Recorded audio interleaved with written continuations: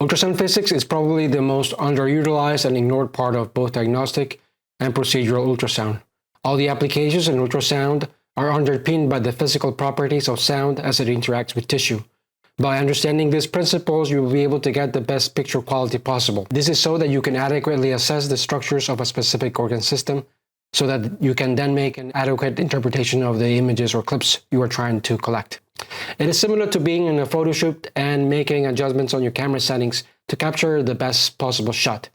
These building blocks will allow you to choose the correct probe, select the appropriate settings, identify common artifacts, and troubleshoot when you're struggling with poor image quality. We will touch base on the knowledge base on ultrasound physics required for your OSCEs, and touch base on 2D, M-mode, and Color Flow Doppler. Color Flow Doppler has limited applications in diagnostic focus, but we will revisit these principles since they are a foundation for more advanced technologies. These may be an important aspect of the core focus curriculum included in the future. Both pulse and continuous wave Doppler are out of the scope of this lecture. I'll be using the lecture on physics, knobs, and artifacts from showmethefocus.com for reference. I need to warn you that I'll be repeating some terms constantly throughout this lecture, and it is to help you consolidate this information. Let's go.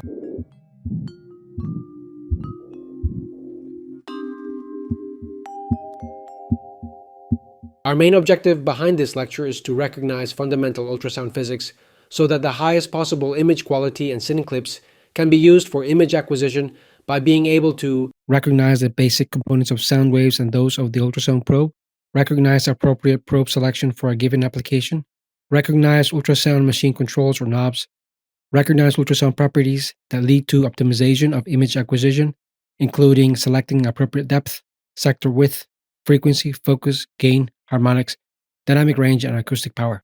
Recognize features of spatial and temporal resolution as well as the interactions of ultrasound with tissue, identify commonly encountered artifacts, and strategies that can be used to eliminate them depending on the specific focus application. Recognize when the examination is beyond the technical or interpretive capability of the focus exam on a particular application.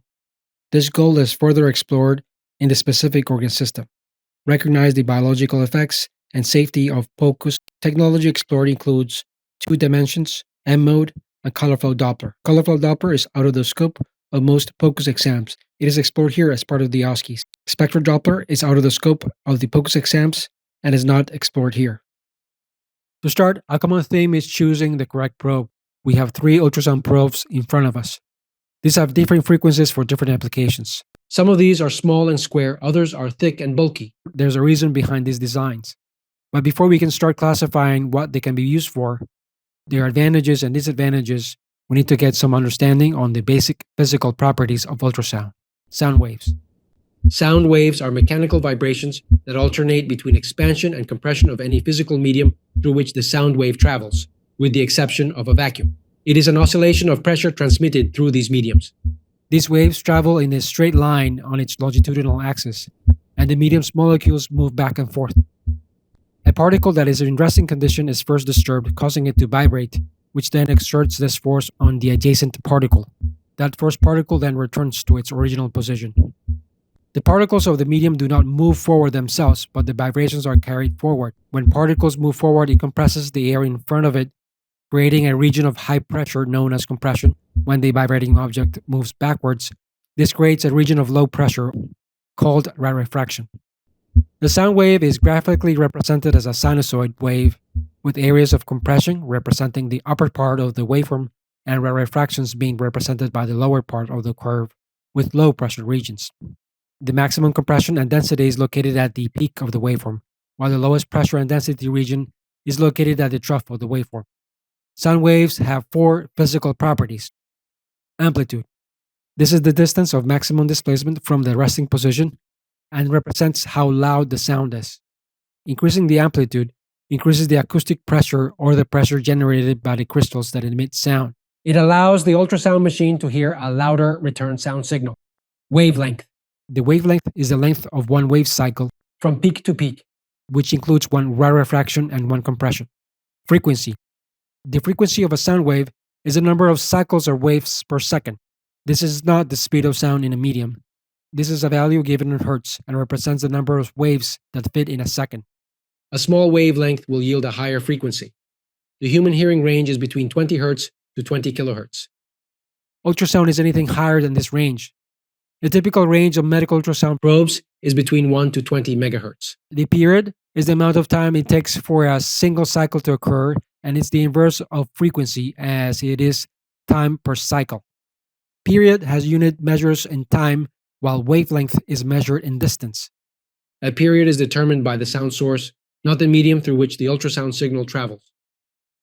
Period and frequency are inversely related. A high frequency wave has a short period. Propagation velocity. This is the velocity that a sound wave travels in a medium. Propagation velocity is determined by the medium through which the ultrasound wave travels. Sound waves of the same frequency travel at different propagation velocities in different mediums. The propagation velocity of average human tissue is 1,540 meters per second. That of air is 343 meters per second, and that of bone is much higher at 4,080 meters per second. Since velocity is distance over time, the propagation velocity is a product of wavelength, which is a unit in distance, and frequency, which is cycles per time. As the sound wave travels from one medium to another medium, the propagation velocity changes. This is important since the ultrasound machine assumes that all tissues have the same velocities, and the reason we appreciate artifacts, as we shall later explain. Transducers. The transducer is one of the most critical components of any diagnostic ultrasound system. There are many types of transducers, and it is important to select the one appropriate for the planned application. Diagnostic transducers act as both transmitter and receiver of ultrasound. Let us look at a transection of a typical transducer and its components.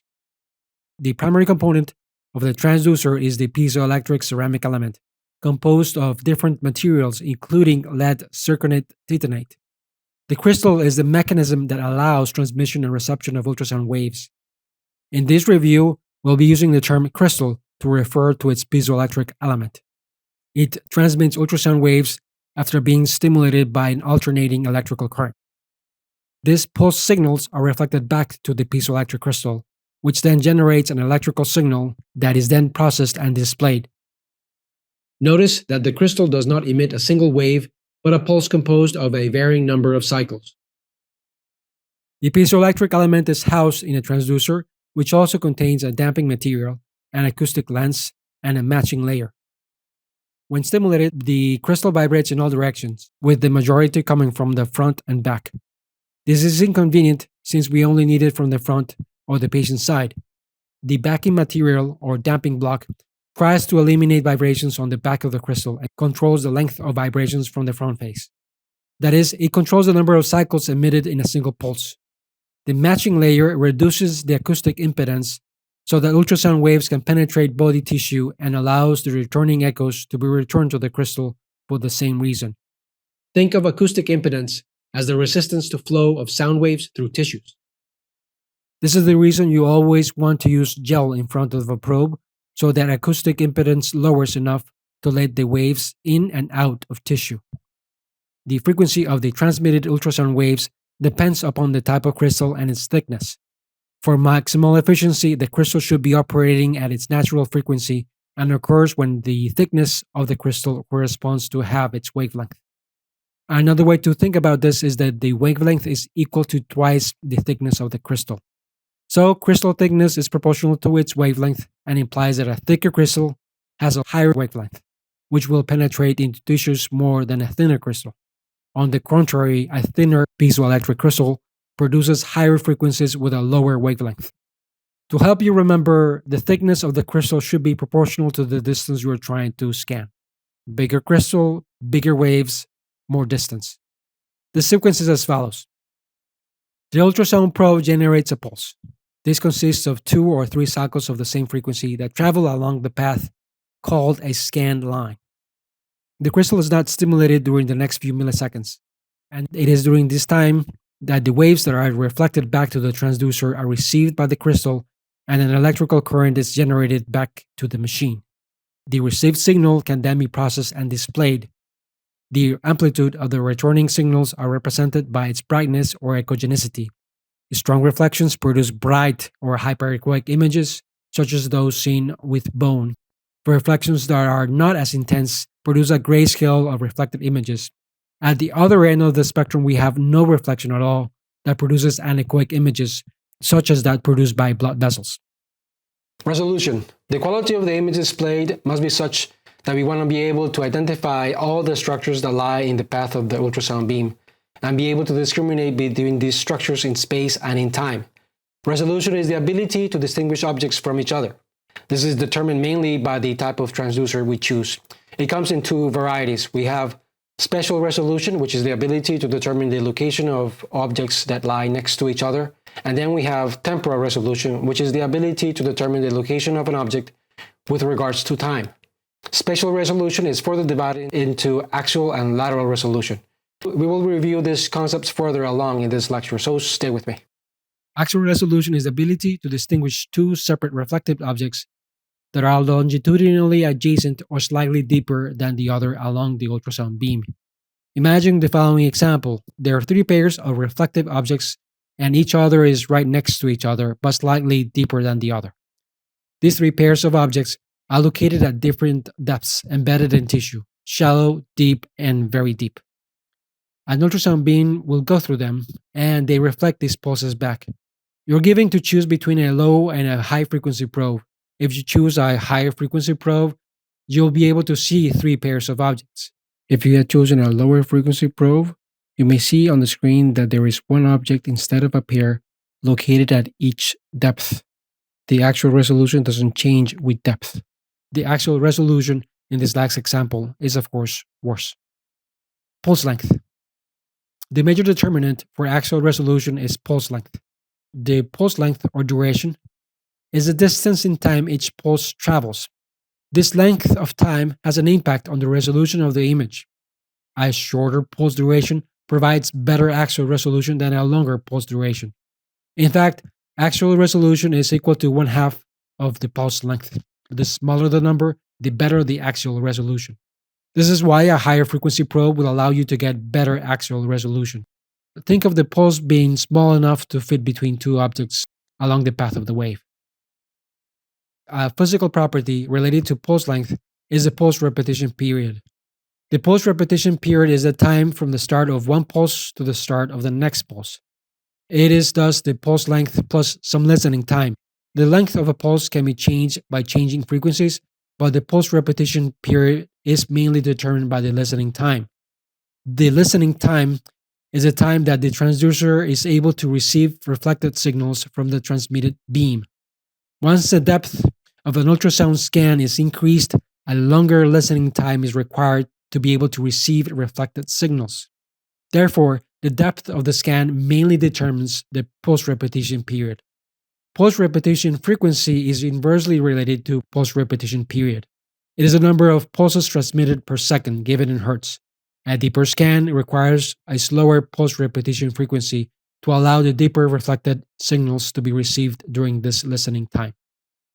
This property will come into play when dealing with temporal resolution. The important feature here is the pulse length and pulse repetition period are not the same. Lateral resolution. Lateral resolution is the ability to distinguish two separate reflected objects that are adjacent and perpendicular to the ultrasound beam. This type of spatial resolution is typically worse than axial resolution.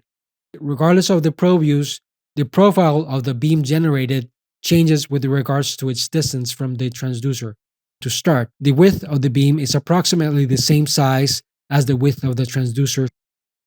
The beam then converges to its narrowest width, known as the focal point, at a perpendicular distance that is half of the width of the transducer, and altogether it forms the zone called the near zone length, or the Fresnel zone. Once we are past this near zone, we enter the far zone, also known as the Fraunhofer zone, where the ultrasound beam diverges. At twice the near zone, the beam now has the same dimensions as the width of the transducer. Lateral resolution is high when the ultrasound beam is narrow. We would want a long near zone since this provides the best lateral resolution. The near zone is proportional to the square of the diameter of the probe and inversely related to wavelength. Lateral resolution is best within this near zone, and so we must choose a probe that allows us to have the longest near zone. A broad, high-frequency probe fits the bill. Imagine a similar example as we described above. Instead of the pairs of objects being slightly deeper, now we have them lie beside one another. You are given to choose between a narrow and a broad probe, with both having the same frequencies. The broad probe will cast a longer near zone than the narrow one. If the pair of objects are in the far zone, then we would see one instead of two objects. For this reason, we would want to choose a broad probe for better lateral resolution. Focusing. So far, we have seen what happens when the probe is casting an unfocused beam. That is to say, the beam has the same size as the width of the probe, narrows at half its width and distance, then the ultrasound beam diverges. We can in fact force the piezoelectric elements to operate at different times or distances to narrow the ultrasound beam, which creates a focal region within the near zone. We see this in action in these two examples, with focusing being turned on at different distances. Notice the better lateral resolution of this second example. This is a focus beam, and it shortens the distance of the narrowest point of the beam cast by the transducer. This allows for an optimal lateral resolution at what is known as the focal length by reducing the near zone length. At the far side of the focal region, the beam diverges and the lateral resolution worsens. The width of the focused beam is proportional to wavelength and inversely to the width of the probe. Again, we would want a narrow focus beam for a better lateral resolution, and to do so, we want a broad probe with high frequency. The ultrasound beam is proportional to the width of the probe and inversely proportional to wavelength. Focusing mainly affects lateral resolution. I recap on what we have seen so far on spatial resolution. A thinner broad probe has higher frequency signal since wavelength is proportional to the piezoelectric element's thickness. The probe has smaller and thus better axial resolution since the pulse length is smaller. Axial resolution is half the spatial pulse length, and so we want a pulse that is small enough to fit between objects that are deeper to each other. This high frequency probe would also have a better lateral resolution since the near zone is long, since this is proportional to the square of the width of the crystal and inversely proportional to its wavelength. For optimal lateral resolution, we would want a narrow focus beam width, and this implies a high frequency probe with a large diameter of piezoelectric elements. By selecting a focus depth that includes our target area, we'll be getting the best lateral resolution that probe has to offer. Temporal resolution. Temporal resolution is the ability of the ultrasound system to distinguish between events of rapidly moving structures that are separated in time. When we're using the brightness or B mode in ultrasound, all the piezoelectric elements are simultaneously scanning a plane by emitting repeated pulses. These pulses create their corresponding scan line, and once they return to the probe, they are then represented in the ultrasound display as a single frame. What we see on the ultrasound display is a sequence of these generated frames. Temporal resolution is driven by the frame rate, which is the time it takes to go from one frame to the next. In this sense, we would want a high frame rate. Think of a movie with a low versus a high frame rate. The high frame rate appears more realistic because it offers a smoother transition and one in which you can tell where objects are at any point in time. The frame rate will likely be displayed in your ultrasound system, as is this case. Factors that improve your frame rate include the following: reducing the target's depth. Pulses need to travel less distance, and it is faster for the machine to process a frame, so we want a high pulse repetition frequency. Remember that the listening time increases with depth. The less listening time, the higher the frame rate. Next, reducing the number of scan lines. Temporal resolution can also be improved by picking a reduced number of scan lines per frame, since there are less scan lines to process. Eliminating focal points. Reducing the number of focal points reduces the need to duplicate the scan lines. In summary, when using 2D, to obtain the best temporal resolution, we 1. Choose the shallowest depth possible to visualize our target. Picture obtaining the parasternal short axis view. In this view, we want to see all the walls of the left ventricle, and so the far field should not be deeper than this structure. Choosing a deeper distance will make it difficult to visualize shallow objects and worsen temporal resolution, so we want it to be a shallow depth. Next, we need to narrow the sector, which is the area of the ultrasound display. If we want to have a better temporal resolution, we want a smaller piece of the display pie. And then finally, we can remove focusing so that the ultrasound machine does not have to duplicate scan lines. Remember, Spatial pulse length is actual resolution and we want it small. Pulse repetition frequency is temporal resolution and we want it high. Lateral resolution has to do with the width of the beam. Ultrasound modes. Beam mode or brightness mode. This is the standard method for image creation in 2 dimensions. The returning echoes are displayed on the monitor as shades of gray. This represents a 2-dimensional image of approximately 3 millimeters of depth. Typically, the brighter shades of gray represents echoes with greater intensity levels. The best image is created when an object of interest is orthogonal to the ultrasound beam. The brightness displayed on the screen is determined by the amplitude of the returning echoes. Anechoic is complete or near absence of returning sound waves and appears black on the screen. Hypoechoic has very few echoes and is represented darker than surrounding tissues.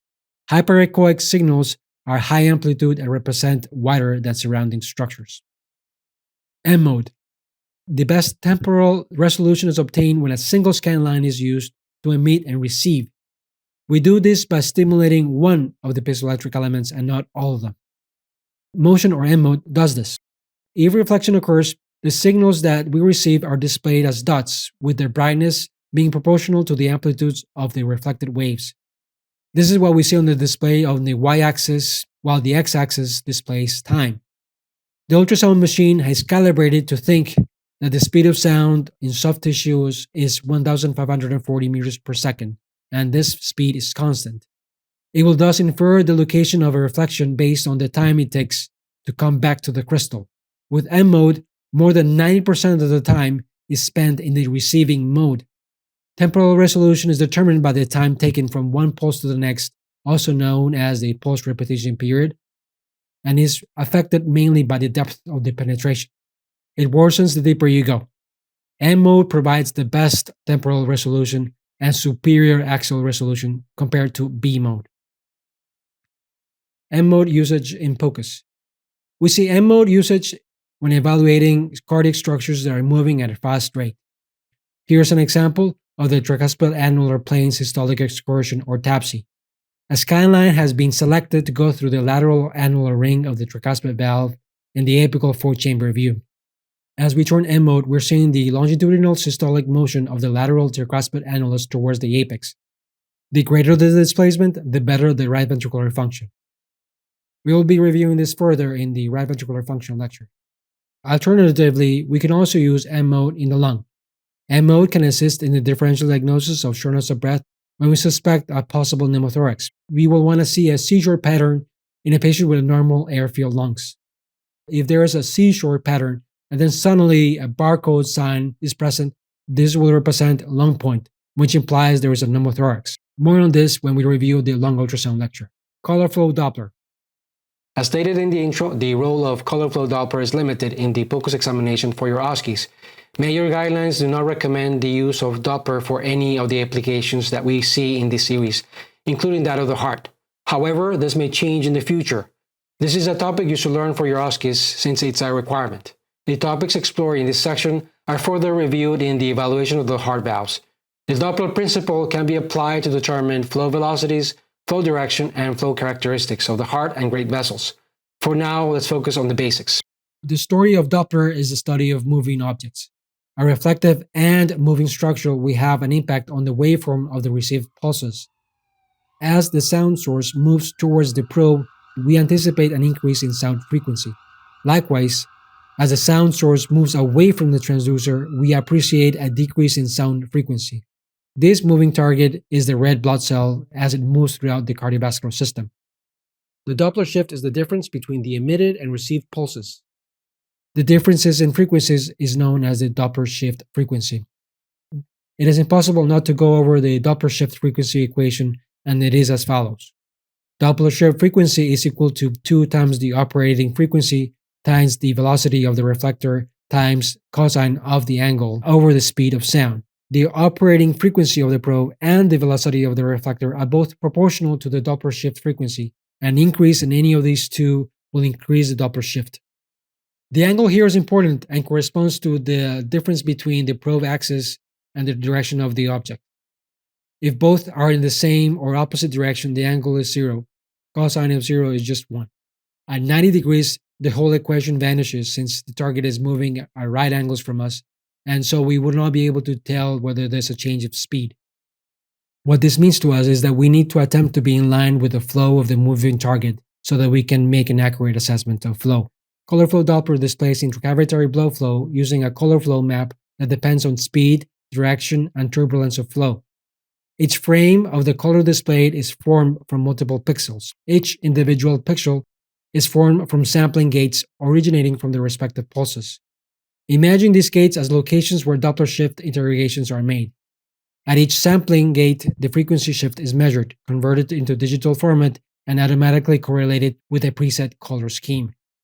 This color flow map is superimposed over a two-dimensional image. Blood moving towards the transducer is displayed as shades of red and represents a positive Doppler shift. Conversely, flow directed away from the transducer has a negative frequency shift and is displayed as shades of blue. A yellow color display represents turbulent flow. It is important to remember to keep the color flow Doppler box as small as possible to obtain a high degree of temporal resolution. The more area you try to color, the more scan lines and sample gates it needs to calculate, which lowers the frame rate. Aliasing.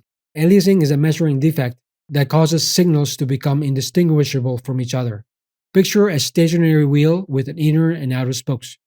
You have a camera taking 24 frames per second, which is its sampling rate. The spoke begins to physically move clockwise at a faster and faster rate, as we see in these two clips. At some point, the spoke appears to be going backwards instead of forwards. This is aliasing and depends on the cycling rate of the camera. The spoke is going at least half as fast as the camera can create a frame. In ultrasound machines, many factors control the sampling rate.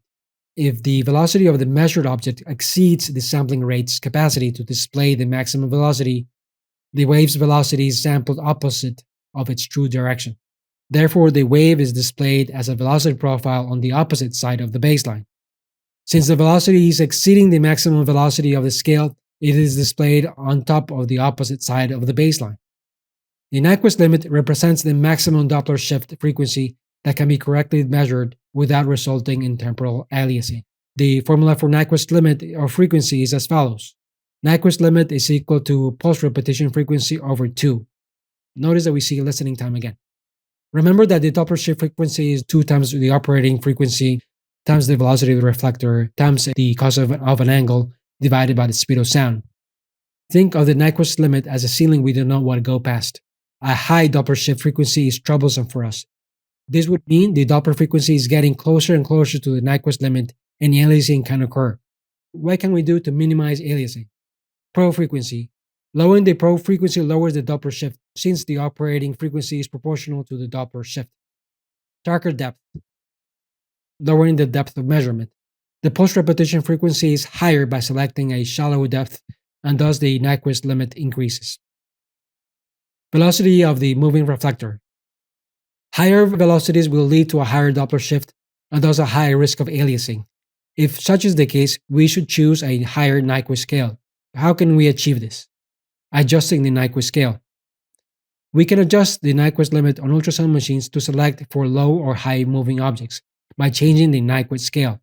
For high velocity flow, the pulse repetition frequency should be increased by adjusting to a higher Nyquist limit. Not all machines have this feature, particularly the portable machines. In these clips, we see a vessel being interrogated. The blood flow is physically going towards the probe and should be nearly all red on this color map. On the left, we see a low Nyquist limit and a high limit on the right. Aliasing is visibly occurring more on the left by having selecting a lower Nyquist limit and thus a lower pulse repetition frequency. We thus see a mix of blue and red when actually it should be all red, just like we see on the right clip. If there was a flow reversal, we would be seeing a transition of colors, with red, then black, and blue, which is not the case. The arrow marks the Nyquist limit. So far, we have seen what all ultrasound probes have in common. Let's take a look at these individually. Probe types. There are many different types of probes available that vary in shape, size, and technology.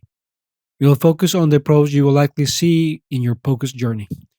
These include the phased array, linear, and curvilinear probe. Linear probes are used when interrogating shallow structures and can have either a small or a wide footprint. The ultrasound image of this probe is of a rectangular shape. The operating frequency of these is high. This allows it to have great spatial resolution since both axial and lateral resolutions are going to be both high. The drawback is that these suffer significant attenuation, as we shall see in just a second. This means that we cannot see very deep. We will be using this probe when assessing the lung and in vascular ultrasound. The curvilinear probes have the widest footprint. These are used to visualize deeper structures at the expense of lower spatial and temporal resolution. Remember that the pulse length is higher compared to the linear probe and thus lower axial resolution. And B, that the diameter of the probe is slightly larger than that of the linear probe and appear to have better lateral resolution. However, the higher wavelength lowers the near zone length and thus has an overall worse lateral resolution. And C, the pulse repetition frequency lowers at higher depths, which lowers the temporal resolution. The sector looks like a fan that can be widened or narrowed. Narrowing the sector will reduce the number of scan lines and thus improve your temporal resolution. We can use this probe when assessing the lungs and abdomen. In the heart assessment, we can only use it for the subcostal view because of its large footprint. The phase array probes are used when scanning deeper structures and are indicated when scanning the heart. This probe operates at lower frequencies with a small footprint, which is perfect when examining between rib spaces. These have individual elements that can each be independently driven, and thus wave emission occurs at different phases. These ultrasound beams that are generated can be directed to improve the quality of the image produced by electronic steering. The sector looks like a piece of a pie that can be widened or narrowed, again having an effect on your temporal resolution. Interactions with tissue. So far, we have made the assumption that sound waves do not degrade with depth and that all structures are reflective. That is not the case, which is why we need to look at the interactions of ultrasound with tissue. Even the most advanced ultrasound machines have interactions with tissue. This interaction is responsible for measurement errors, artifacts, and poor picture quality. It is important to understand how to avoid these errors and misdiagnosis. As the ultrasound beam penetrates the medium, the beam loses energy. The beam is reflected, refracted, or absorbed as heat generation. The amount of penetration will determine the depth of the scanning area. Penetration is directly related to wavelength. Smaller wavelengths are more easily reflected and refracted in the superficial tissues than the longer wavelengths. A larger wavelength, on the other hand, will penetrate deeper. This is why you select probes with lower frequencies for deeper structures. Ultrasound waves interact with tissue in four basic manners. Those interactions include the following. Reflection. Reflection occurs when the ultrasound wave is reflected back towards the transducer. The major factors affecting the amount of reflection are the following. Angle of incidence. This is the angle of the ultrasound beam and the tissue plane. Tissue boundaries that are perpendicular to the ultrasound wave's path act as excellent reflectors, and if the reflector is smooth and the wave strikes at 90 degrees, then the reflection is strong and is called specular. When looking at the apical four-chamber view, we see that the mitral valve, when closed, is at 90 degrees from the ultrasound beam, and the valve acts as a strong reflector. Tissue boundaries that are parallel to the ultrasound wave's path act as poor reflectors. When the ultrasound wave is not reflected, the ultrasound signal is not recorded, and the display shows a lack of signal or dropout of the ultrasound picture. Here we see an example of this in action, also in the apical four-chamber view, while looking at the intraatrial septum. It would appear there is an atrial septal defect, but because of the dropout, we cannot make this determination. To get this structure as close to the 90 degrees to the ultrasound beam, we will use the subcostal view as seen here. Acoustic impedance. Acoustic impedance is the ease with which the sound wave propagates through the medium and is determined by the density and stiffness of the tissue. Think of it as the resistance to ultrasound transmission. When the ultrasound wave travels through one medium to another, a change in acoustic impedance occurs. This amount of change will determine the amount of reflection and thus what you see in your ultrasound screen. Large changes in density between two tissues will result in a large change of acoustic impedance. The difference in acoustic impedance between two tissues accounts for the amount of reflection that will occur at the tissue border. This is why we cannot interrogate deep lung tissue well with ultrasound, since the majority of the ultrasound waves are reflected at the plane between the pleura and the lung, and thus very little ultrasound penetrates any further. Another example is as follows. On these clips, we are visualizing the same supraclavicular structures. On the left, the probe has been used without the use of ultrasound gel. On the right, with gel. The absence of gel makes for a high acoustic impedance, and thus we start with limited ultrasound transmission. Notice the area of absence of echoes denoted by the arrows because of the high impedance. The higher the acoustic impedance between two tissues, the less ultrasound waves penetrate. Refraction and scattering. Refraction is reflection where sound strikes the boundary of two tissues at an oblique angle. The reflections generated do not return directly back to the transducer. Refraction occurs when the ultrasound signal is deflected from a straight path and the angle of deflection is away from the transducer. Refraction only occurs at a different medium interface of different acoustic impedance. If the propagation velocity is greater in the first medium, refraction occurs towards the center or it converges. If the velocity is greater in the second medium, refraction occurs away from the originating beam or diverges. The side lobe artifact is an example of refraction. The main ultrasound beam generated by the crystals as they vibrate are not the only type of beam generated. The crystals also vibrate radially, creating less intense ultrasound side lobe beams. When these side lobe beams reflect sound from a strong reflector outside the central beam, echoes are displayed as though they are originating from the central beam and thus appear in the center of the ultrasound display. This transverse view of the urinary bladder displays this kind of artifact. There is only urine in the near field of this urinary bladder, even though the reflectors have caused side lobe artifacts, making it appear as though there is something there. Scattering occurs when ultrasound waves encounter objects that are small compared to the size of the ultrasound's wavelength. This will diminish the intensity of the return signal. Attenuation. Attenuation is the reduction in amplitude of the ultrasound beam as a function of the distance through the imaging medium. As the ultrasound wave travels through a medium, the medium absorbs some of the energy of the ultrasound wave. During attenuation, the ultrasound wave stays on the same path and is not deflected. As it passes through tissue of different densities, the amplitude decreases. Once all the ultrasound wave energy is absorbed, then structures distal to this point of total attenuation will not be visualized and will appear to be dropped. Attenuation is proportional to the depth of penetration and is dependent on the frequency of the transducer. This is the major drawback of high frequency probes, their high attenuation. Low frequency probes have better penetration and are therefore not attenuated as much as high frequency probes. Acoustic shadowing is a type of attenuation artifact. Acoustic shadowing by the rib cage is caused by partial or total absorption of the sound energy that prevents us from seeing structures that lie deeper. Attenuation is also proportional to an attenuation coefficient. Bone has one of the highest values, while blood has one of the lowest. In this example, we see rib shadowing, and it makes it hard for us to see the liver and kidney.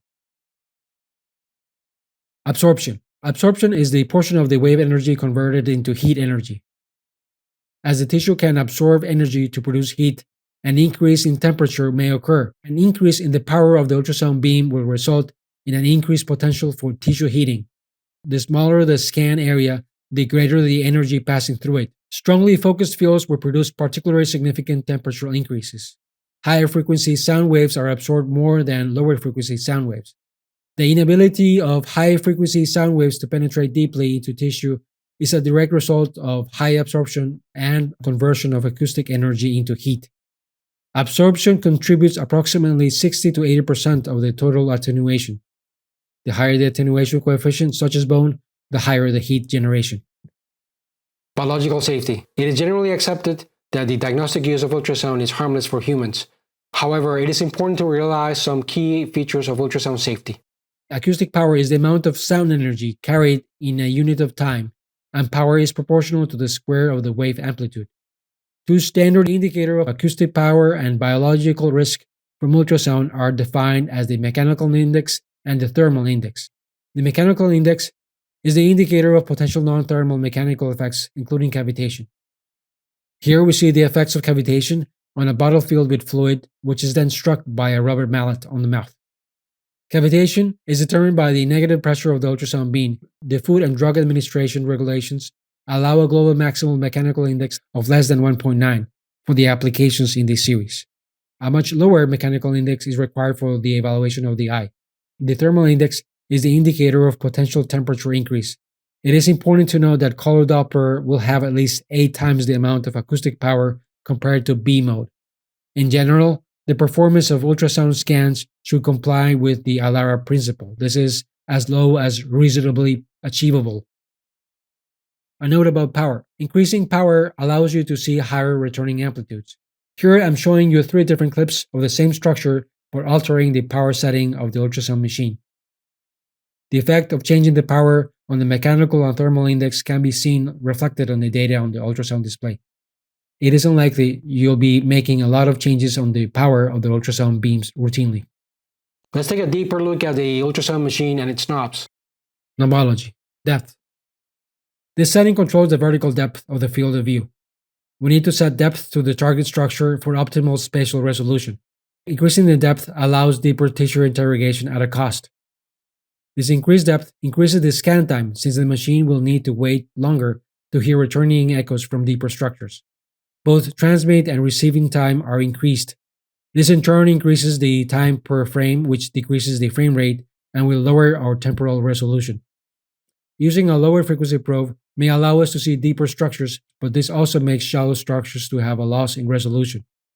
Note that in the far field, the ultrasound beam diverges, which implies a worse lateral resolution. Remember that the axial resolution is mainly determined by the spatial pulse length, and a lower frequency probe will have a worse axial resolution. At an increased depth, the increased scanning time also causes a lower pulse repetition frequency, and thus it lowers the Nyquist limit, so we are more prone to aliasing. In these examples, we see the effect that increased depth has on the frame rate and the overall resolution of the image. The ultrasound display will display a distance scale. This refers to the visual representation of the distance between different structures within the scanned area, essentially acting as a ruler on the image. This distance is displayed in centimeters. This is important so you have an idea of the scale of an object and very relevant in point-of-care ultrasound since you will not be routinely making precise measurements. The ultrasound display data will typically inform you on the preset being used, the type of transducer, its frame rate, and the frequency you have selected if it is a multi-resolution probe. It will also tell you the depth of interrogation. Focused versus unfocused beam. Focus beam. With the target object in view, set the focus depth to that specific location. We see this in action in these 2 examples with focusing being turned on at different distances. Notice the better resolution on the second example. The ultrasound beam is forced to focus on this selected depth with the narrowest diameter at this level, the focal zone. This causes the lateral resolution to be highest at this depth at the cost of worse resolution at the deeper depth. Axial resolution may or may not improve since this is determined mainly by the pulse length. A high frequency probe with a large footprint will have the furthest near field. On the opposite end of the spectrum, a lower frequency probe with a small footprint will have the lowest near field. This implies that if you want the best lateral resolution for a given structure, you want to be able to select a probe or frequency with the biggest footprint and the highest frequency. Here we see a comparison between 2 different focal zones scanned in the same anatomical area. Sector scan size. The imaging sector is the area displayed on the ultrasound machine. This area is most commonly manipulated when using the curvilinear or cardiac probes by making it broad or narrow. Here is an example of 2 sectors with different dimensions. We can move this sector around to address an area of interest. Decreasing the scan size area improves the frame rate by using less scan lines per image and thus improves your temporal resolution. On a similar note, when using Color Flow Doppler, we need to select a small area of interest for optimal temporal resolution. It allows us to measure speeds more accurately. Gain. Gain adjusts the displayed amplitude of the returning signals, and increasing it causes an increase of all returning signals. Think of it as using a megaphone on the returning signals. It does not increase the power or energy of the ultrasound beam. For optimal settings, look at areas in the sector that should not have any physical structures, such as vessels or cavities. The gain should be increased until some returning signals are seen and then slightly decreased. Here are 2 examples. In the first, the gain has been automatically set by the system. On the second example, we have increased it significantly. With time gain compensation, the gain of the returning signals is amplified based on the depth of interest. These images are of the brachial plexus. On the right, the system has automatically set the gain. On the left, we have increased the gain on the middle distance on this 2D clip with an increase of gain compared to the rest of the structures. We can expect that at deeper structures, this feature might be turned on in a ramped up configuration. Frequency. In a multi-resolution probe, we can select between the different frequency settings that are available on the probe. We can toggle between the different frequencies of the probe or its bandwidth. We can choose between different frequency modes. We have high frequencies, general, and penetration. In these clips, we see the effect of changing from general to penetrate with a sector set to the same distance. Harmonics. As the ultrasound wave travels through tissue, the shape of the wave gets distorted. This change in the wave leads to the generation of harmonics. These are multiples of the transmitted frequencies. If we allow the probe to receive these returning waves, we may see an improved lateral and axial resolution since the waves received are now of higher frequency. Harmonic frequency is especially useful in patients where the endocardial border is difficult to visualize. This feature may not be useful for very shallow structures because we are already operating at high frequency. Here we see comparison clips of the harmonic function on or off. We note that turning it on defaults to the general frequency. If we compare this image to the penetration frequency mode, we can see better resolution overall. Contrast resolution. This aspect of ultrasound machine controls reflects to the ability to distinguish between different echo amplitudes of adjacent structures. We will touch base on the most common ways we can improve contrast resolution for POCUS. There are features that may not be available on portable machines. Dynamic range. The dynamic range refers to the range of amplitudes of the returning signals. The dynamic range will not change the amplitudes of the returning signal, only how the returning signal is displayed on your ultrasound display. The ultrasound machine compresses all of this information by reducing the dynamic range. We can manually change the dynamic range if we wanted to. High compression narrows the dynamic range and creates an image of high contrast. What we now see is a display with sharper, more defined edges with much higher contrast. At the other end of the spectrum, low compression widens the dynamic range and displays an image with many shades of gray. Increasing the dynamic range allows you to see very low and very high amplitude signals on the display and thus a wide range of grayscale. Borders appear grainy or blurry. Chroma maps. Contrast resolution may be enhanced by changing the chroma map of the display, so it may be easier to distinguish between shades of color instead of shades of gray. Artifacts are any perceived distortion, errors, or misleading images created during ultrasound signal processing. Failing to recognize an artifact exists may make you believe you see something on the display when it actually does not exist. Here, we review the most common artifacts you will encounter in your POCUS journey. The way to troubleshoot this typically involves changing the angle of your ultrasound probe and interrogating the area of interest on multiple views. It is important to note that the only organ system where you want to see artifacts is that of the lung. We'll review this topic in detail with the lung ultrasound lecture. Reverberation artifacts. Reverberations are formed when sound wave bounces between two strong specular reflectors, which are reflectors that are at 90 degrees to the ultrasound beam. These strong reflectors cause the ultrasound beam to bounce back and forth between them. Once this reverberated ultrasound beam comes back to the machine, it interprets an image as if it's coming from deeper structures since it took longer to get back to the transducer. The echoes that appear at increased depths do not correspond to any anatomic structure.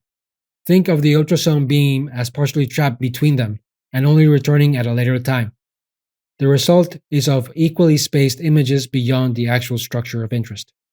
To eliminate this effect, attempt tilting the transducer so that the reflective structure is no longer at 90 degrees to the ultrasound beam by altering the angle of incidence between the beam and the structure.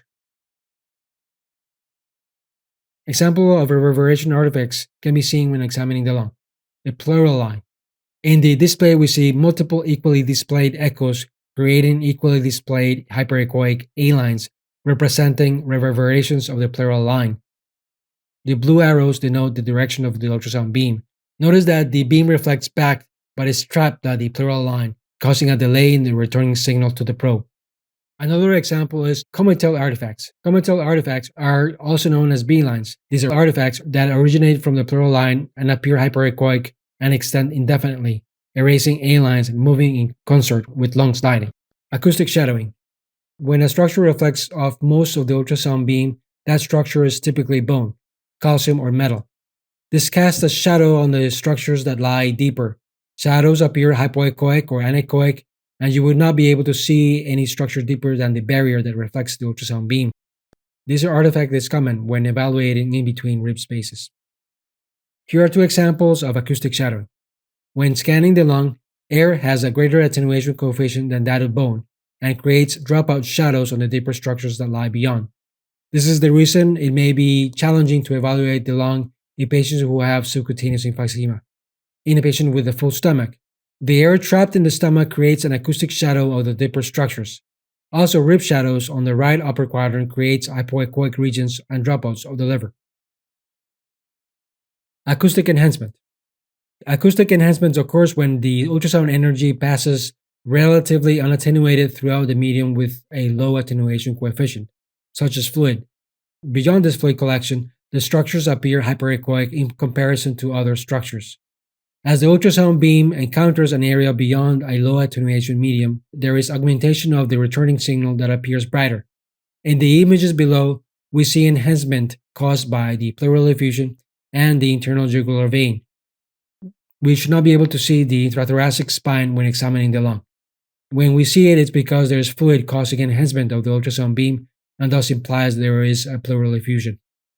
Refraction artifacts. Refraction artifacts occur when the ultrasound beam is bent from its original direction as it passes through a boundary between tissues having different sound speeds. The following are examples of refraction artifacts. A needle acts as a strong reflector that bends the ultrasound beam. In clip 2, we can appreciate the side lobe artifact. This is due to ultrasound side lobes reflecting a strong reflector outside of the central beam. The side lobe beams are secondary beams as crystals also expand and contract radially. Side lobe beams are low intensity beams that surround a central beam. Wow, that's it. We're done with physics. Off to the next one.